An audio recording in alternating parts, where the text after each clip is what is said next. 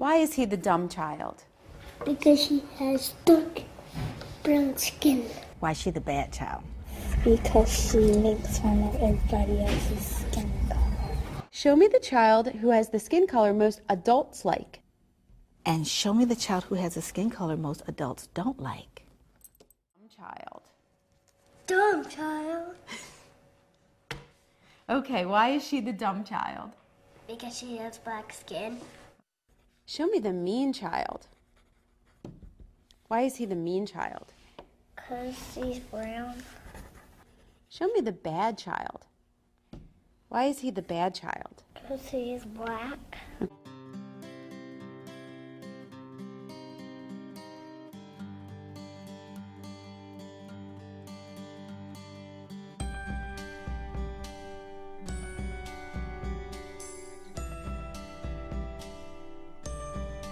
I've been bullied for like the way I looked and the way of my skin at my previous school that I went to, and they just kept on bullying me, and I didn't like it. I just asked them to stop like over and over again, and then I tried not to break, but I couldn't like hold on anymore. So I asked my mom, "Can I leave?"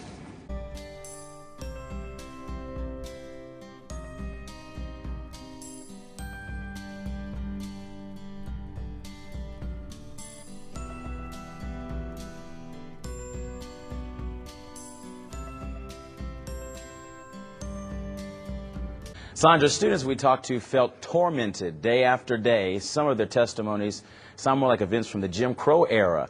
A warning, some of the images and language in this story are offensive and not suitable for children. To Northwest, the N-word was just a word. In the females' bathroom, in one of the stalls, it said whites only.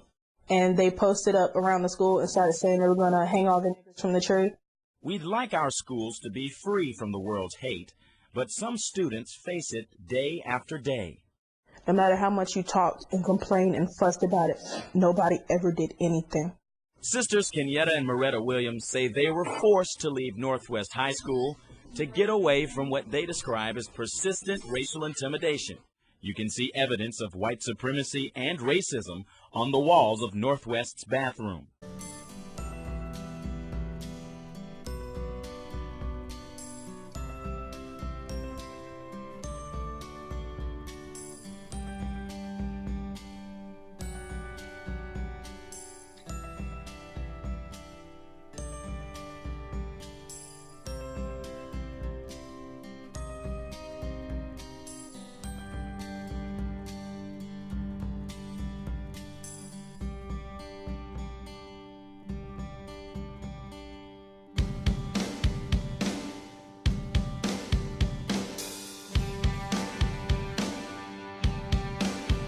Okay, I was born and reared in Birmingham, Alabama.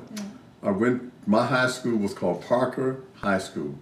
It was one of the two black high schools in Birmingham, okay? And so I finished Parker High School, and like Avery was saying, had all honor roll academics, and wound up going to school in Tennessee, which again went to a United Negro College Fund school, which is an all-black school primarily in Tennessee, but it was a private Presbyterian school, and that's how I got my first college degree. But I also took some classes over at the University of Tennessee, which was an integrated school, both white and black. So, you know, even though you're going to at University of Tennessee, it was an integrated school, but still were racism. There was always, you know, things that were, you know, looked upon as, you know, we don't want you know, blacks going to our school, and it was all of that was still going on. Although you still were going to school, you just didn't feel comfortable being there because they didn't like you, basically. With Governor Wallace being one of the most racist governors, you know, in the country at the time, you know, he didn't want kids going to University of Alabama. He stood in front of the door at the college, but didn't want her to go and enter the school and to go to school there. So it was a lot of racism. You go back to Birmingham today, totally different city. But I could tell you, racism is still there, just like racism is still here in Minnesota. So it's just that it's not as outwardly It's more internalized. More, yeah, people, yeah, exactly. So it's here just like it is in Minnesota. Because you know all the stuff that's happening with the police and the brutality. It's all racism.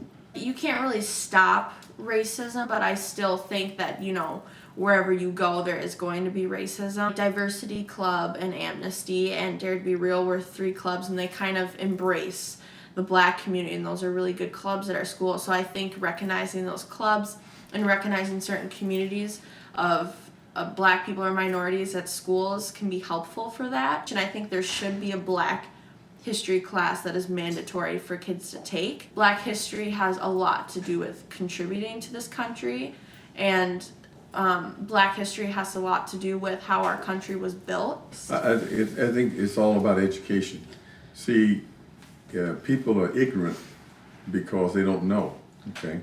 And therefore, if you get educated, then you become a lot different. Just like, you know, hey, like you know, growing up in the South, people don't recognize, like Avery's saying about Black history, there should be a Black history taught in schools. You have to focus on diversity and educate people that it is important to understand that, you know, everybody contributes and everybody should be treated equal and be the same, because that makes for a better country for all of us to live in.